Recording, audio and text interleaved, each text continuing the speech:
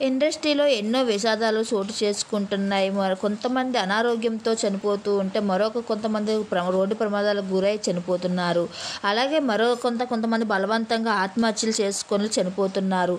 అదే విధానంలో కలకత్తాకు సంబంధించిన టాప్ మోడలే కాకుండా యాక్టింగ్ అండ్ సింగింగ్లో కూడా ఎంతో పేరు సంపాదించుకున్న పూజా సర్కార్ నిన్న రాత్రి శుక్రవారం తను ఎన్నో ఏళ్లగా అద్దెకు ఉంటున్న అపార్ట్మెంట్లో మరణించింది. ఆత్మహత్య చేసుకొని అదేవిధంగా సడన్గా పూజా సర్కార్ మరణించడానికి కారణం తన బాయ్ ఫ్రెండ్ అని తెలిసిందే.